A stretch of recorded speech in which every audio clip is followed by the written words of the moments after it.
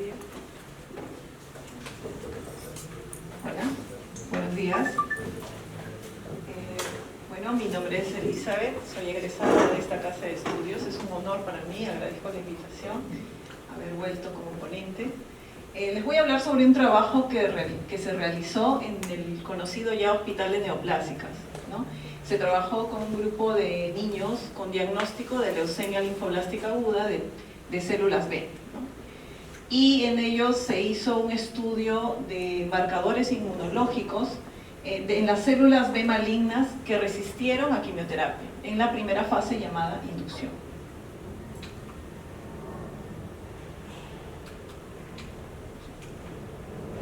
Bien, primero como introducción explicarles para que tengan algunos conceptos claros, ¿no? Y podemos entenderlos. Aquí observamos en resumen la hematopoiesis normal, ¿no? Que todos tenemos, que se realiza en la médula ósea, ¿no? Que estamos haciendo en este mismo instante. Tenemos una célula madre a partir de la cual se van a generar los distintos linajes de células que tenemos en la sangre: mieloides, linfoides, de plaquetas, glóbulos rojos, etcétera, ¿no? Y en la médula ósea sucede no solamente esta generación de células, sino todo el camino de diferenciación, ¿no? De maduración, para llegar a elementos ya maduros que luego salen a sangre periférica, que nosotros conocemos, que son los linfocitos, monocitos, neutrófilos, etcétera.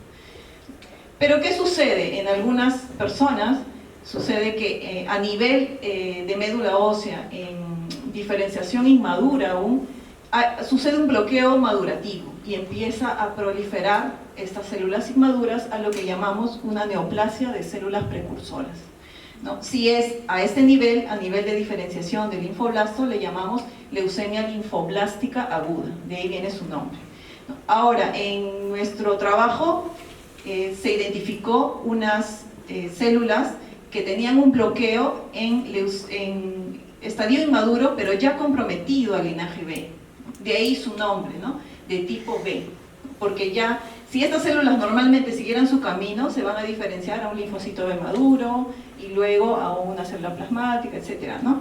Entonces, ¿cómo nosotros sabemos que ya está comprometida este linaje? Mediante el estudio de marcadores inmunológicos, ¿no? En este caso, según la Organización Mundial de la Salud, los inmunológicos para un diagnóstico de leucemia linfoblástica aguda de tipo B son CD19, ustedes conocen, son los clústeres de diferenciación, CD79A y CD22 en citoplasma. Es decir, si yo en esta célula estudio los antígenos que está expresando a nivel de superficie o de citoplasma y encuentro que tiene una expresión de estos marcadores, se le clasifica como leucemia linfoblástica de células B. Ahora, acá tenemos una data que se repite a nivel mundial, ¿no? Esto es una data del Hospital de Neoplásicas que se evaluó todo el año 2020. Esto se hizo en pandemia, que había tiempo de hacer base de datos, ¿no? Entonces, vemos que en todo el 2020 hubo casi 500 casos nuevos de diagnóstico de leucemias agudas. Acá estoy hablando de todos los tipos de leucemias, de cualquier linaje. Y el predominio evidentemente fue de estas leucemias linfoblásticas agudas de linaje B. Entonces de ahí a que por ser una neoplasia bastante predominante es que se hizo el proyecto de este trabajo. Bien, ahora, ¿qué significa célula quimioresistente, ¿no? Es la célula que va a resistir a la quimioterapia. En el hospital se maneja este protocolo de tratamiento, que es basado en un protocolo europeo, ¿no? Berlín, Frankfurt, Múnich, que consta de 4 fases, ¿no? Está la fase de inducción, la fase de consolidación, intensificación y mantenimiento. Es decir, un paciente diagnosticado desde el día 0 entra a la primera fase donde se le dan drogas, ¿no? La quimioterapia está formada por drogas. Y una vez que termina esta primera fase, pasa a una segunda fase, ya cambiándole concentraciones de estas drogas o aumentándole nuevas drogas, ¿no? Y así hasta terminar todo el tratamiento, que más o menos lleva 3 años desde que son diagnosticados, y si es que el paciente responde bien, ¿no? Si no, se vuelve a empezar, como se dice, de cero, si es que hay recaídas.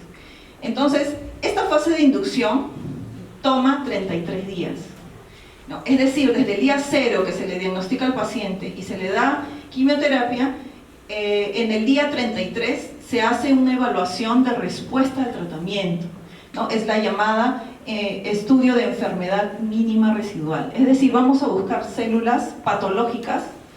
Obviamente van a estar reducidas porque al diagnóstico los pacientes vienen con hasta más del 50% de células patológicas, es decir, con una cantidad enorme de células leucémicas, pero ya una vez que reciben tratamiento ese porcentaje va a bajar, se va a hacer pequeñito, ¿no? Y la idea es que si responden bien a esta primera fase, llamada fase de inducción, nosotros encontremos valores de células patológicas menores a 0.1% del total celular evaluado de todas las células nucleadas en médula ósea, ¿no? Se le vuelve a punzar al paciente en este momento.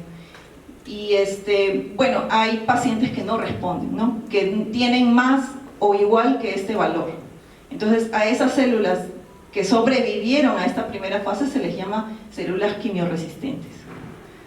Ahora, ¿por qué es importante esta fase? Porque hay estudios ya a nivel internacional, de muchos centros del primer mundo, que han definido que la fase de postinducción, esta evaluación de enfermedad residual, es un predictor muy poderoso de respuesta al tratamiento. Es decir, si yo tengo un paciente que me respondió bien a inducción, yo puedo predecir que va a ir muy bien en todo su proceso de tratamiento.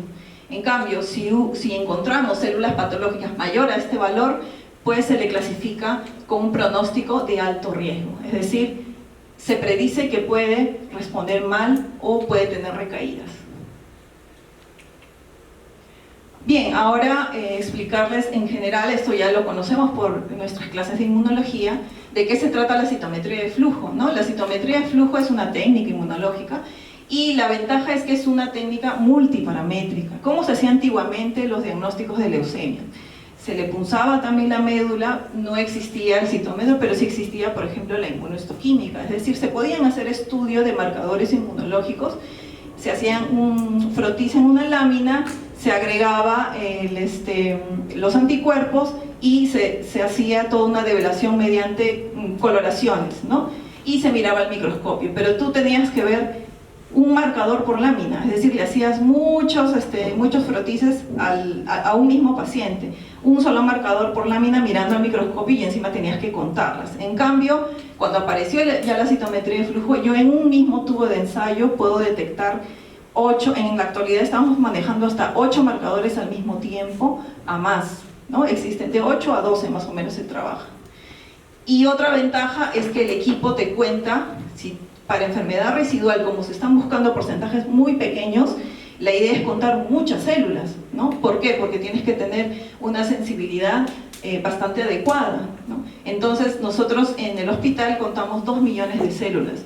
El equipo te lee más o menos 10.000 células en un segundo, ¿no? 2 millones de células lo lee en 5 minutos.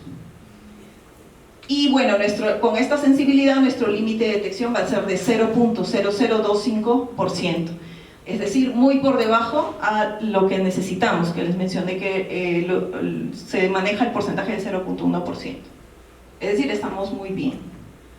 Bien, este es el inmunocomplejo que se forma, esta es la célula que nosotros vamos a estudiar, sabemos que expresa proteínas, marcadores en su superficie, ¿no? Y por ejemplo en la célula B un marcador bastante característico es el CD19. Entonces yo lo que necesito, si es que quiero estudiar células B, es comprar mi anticuerpo monoclonal fluorescente anti-CD19 que se va a unir de manera específica, pero estos anticuerpos para citometría tienen esta partícula fluorescente unidas a ellas.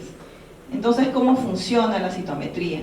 El equipo tiene un láser de luz, ¿no? Un láser de luz, en este ejemplo vamos a evaluar la partícula fluorescente isotiocianato de fluoresceína. Este láser azul que posee el equipo a una longitud de onda de 488 nanómetros es capaz de excitar esta partícula fluorescente. Entonces, ¿qué va a suceder? Ustedes saben que la luz es energía, entonces la partícula fluorescente va a absorber esa energía, va a haber hasta un cambio conformacional, atómico, etc. Pero la luz, que es energía, no se puede perder, es decir, tiene que haber una liberación. Y la liberación también se hace en forma de luz, pero a una longitud de onda característica del fluorocromo, ¿no? Entonces, Yo les mencioné que el equipo, lo que trabajamos actualmente en el hospital, maneja hasta 8 fluorescencias al mismo tiempo en una misma muestra. Entonces vamos a tener 8 longitudes de onda distintas. Entonces así es como se diferencia el estudio de un marcador con otro. ¿No? Bueno, estos son los espectros de emisión. Ahora, otro concepto que también quisiera compartir es los valores de intensidad mediana de fluorescencia. Si yo tengo una célula la cual no me generó esa longitud de onda que debería emitir, ¿qué quiere decir? Que no hubo unión del anticuerpo porque no está la partícula fluorescente, ¿no? Pasó por el equipo y como no se le pegó nada, porque no es mi célula en estudio, es decir, en este caso no serían células B, acá podrían ser porque en médula ósea yo tengo serie de granulocito neutrófilos, monocítica, etcétera, ¿no? Entonces se interpreta que la intensidad mediana de fluorescencia va a ser 0 porque no tiene nada de brillo, nada de luz, y esto se interpreta como negativo, ¿no? Acá yo puedo decir esto es negativo. Y todo lo que tenga intensidad de fluorescencia, como ven aquí valores en escala logarítmica, se interpreta como positivo, ya sea positivo débil, intermedio, entonces, pero es positivo. Todo esto se interpreta como positivo, ¿no? Esto sería la explicación. ¿Y cómo se ve en el equipo? ¿Cómo se ven esas lecturas? Esas lecturas se ven así, ¿no? Por ejemplo, este es un paciente donde se está evaluando el marcador panleucocitario llamado CD45. Este marcador se expresa en toda la serie blanca, en toda. Y nuestras células patológicas están aquí coloreadas en rojo. Cada punto representa una célula, como ven, es mucho menor al resto, ¿no? Son porcentajes pequeños, les mencioné. Y aquí en el eje X ven valores, los mismos valores de aquí, de 0 a más. Y la mediana de fluorescencia, que es este punto, representada por este punto, está sobre el 0. ¿Esto qué quiere decir? Que estas células patológicas en este paciente son negativas, es decir, no me está expresando este marcador. Este es otro paciente, para que vean la diferencia. El mismo marcador evaluado, pero en otro paciente. Y aquí ven valores de fluorescencia mucho mayores a 0. Entonces, esto se interpreta como positivo. Bien, el inmunofenotipo, ¿no? El inmunofenotipo ya les mencioné, la expresión de los antígenos o clústeres de diferenciación, y estos nos ayudan no solo a diferenciar los linajes celulares, nos ayudan a diferenciar los estadios celulares, ¿no? Es como la vida de una persona, ¿no? Cuando tiene características, ¿no? Cuando uno es bebé, es pequeñito, después pasa a ser niño, pasa a ser adolescente, adulto, etcétera, ¿no? Y tienen características, ¿no? Cada etapa de vida tiene una característica y morfológica, ¿no? Distinta. Entonces con las células sucede lo mismo en médula ósea, ¿no? Que es donde se da toda esta maduración celular, ¿no? Van a haber proteínas que se van a expresar solo en estadios inmaduros, pero conforme va madurando esa célula va a ir perdiendo esta expresión de proteínas y va a adquirir otras proteínas. Entonces estos clústeres de diferenciación nos van a ayudar justamente a eso, a no solo decir esto es una célula B, no, esto es una célula B inmadura, esta es una célula B madura, ¿no? Luego el inmunofenotipo es bastante usado actualmente, lo hacemos acá en el país, no solamente para diagnóstico, sino también para clasificación de las leucemias. Como les mencioné, hay distintos tipos de leucemias y es importante clasificarlas porque la terapia es diferente para cada tipo, ¿no? Yo de repente al microscopio puedo ver, son células inmaduras, son células precursoras, esto es una leucemia, pero ¿de qué tipo? Porque si tú no sabes el tipo, no sabes qué tratamiento se le va a dar al paciente. Entonces es importante este estudio de inmunofenotipo, que lo usamos actualmente. También es importante el estudio de enfermedad residual, que ya les mencioné, que es evaluación de respuesta al tratamiento, ¿no? Ahora, ¿cómo nosotros identificamos una célula maligna, ¿no? Si está en la médula ósea conviviendo con el resto de células que normalmente tenemos y que se están diferenciando, que no son las patológicas, ¿cómo las diferenciamos? Mediante la utilización de fenotipos aberrantes, ¿no? Y estos fenotipos aberrantes son características distintas a lo normal. O sea, en resumen, ¿no? ¿Qué es un fenotipo aberrante? Todo lo que no sea normal. Para esto ya tenemos que conocer nosotros cuál es la diferenciación normal, que es algo ya conocido en toda la comunidad, ¿no? O sea, qué marcadores se expresa, con qué intensidad, en qué estadio se expresa tal marcador otro. Si nosotros observamos que una célula siendo inmadura expresa, por ejemplo, un marcador de madurez, pues eso me debería llamar la atención, eso no sería normal, ¿no? Si tiene características de ser un blasto precursor, pues no debería expresar un marcador que se expresa cuando ya es completamente madura. Entonces a eso, por ejemplo, le llamamos asincronismos madurativos, ¿no? Infidelidad de línea le llamamos a, por ejemplo, si una célula es B, solo debería expresar marcadores de linaje B, pero por ahí está expresando un marcador de linaje mieloide. Entonces eso también nos llamaría la atención. No es normal, ¿no? ¿Por qué lo está haciendo? Porque es patológica, ¿no? También hay sobreexpresiones y subexpresiones, lo que les hablé de las intensidades de expresión de esta proteína. Y bueno, estos fenotipos aberrantes son identificados en el 95% de los casos, es decir, es aplicable el estudio de enfermedad residual en casi todos los pacientes. En el hospital le mandan a hacer estudio de enfermedad residual por citometría a todos los pacientes. Bien, ya que definí conceptos, ahora voy a hablarles sobre el trabajo, ¿no? El objetivo principal fue justamente describir el inmunofenotipo. Ya saben, ¿no?, que es una célula maligna quimioresistente. En esta fase de quimioterapia, que es la primera, que es la inducción en un grupo de niños, ¿no?, con el diagnóstico de este tipo de leucemia, en el hospital de neoplásicas, y se evaluaron 3 años, ¿no?, todo el 2018, 2019 y 2020. También se buscaron otros objetivos específicos, como describir las células B precursoras normales que también coexisten con las células patológicas dentro de la médula ósea, y bueno, reportar algunas características clínicas de estos pacientes. Nuestros materiales y métodos, bueno, nosotros utilizamos este programa de interpretación de gráficos, porque les mostré un ejemplo de gráfico de puntos, cómo se ve en citometría ya las lecturas, pero no salen coloreadas, o sea, no salen identificadas, todo sale en gris. Es como si tuvieras estos cuadernos para pintar. Tú mismo tienes que encontrar el grupo de células, identificarlas, le pones un color, le pones un nombre, ¿no? Entonces, para eso necesitamos un programa que puede ser cualquiera. Este es el que usamos nosotros en el hospital, que es parecido a un Paint, ¿no?, que nos ayuda a seleccionar, arrastrando el mouse, y así colorea nuestras células y le da nombre. Es un programa español. Luego tenemos para revisar historias clínicas, hallazgos de laboratorio, otros datos de los pacientes. Se utilizó la red integrado de información del hospital llamada CICINEM, y bueno, nuestro Excel, súper práctico para lo que es nuestra ficha de datos, ¿no? Bien, empecemos. ¿Cómo se hizo la selección de pacientes? Bueno, en estos 3 años que les mencioné, hubo un total de casi 1000 casos de leucemia linfoblástica aguda debut, ¿no? Es decir, 1000 personas llegaron, entre adultos y niños, con un diagnóstico de leucemia linfoblástica de tipo B específicamente, ¿ya?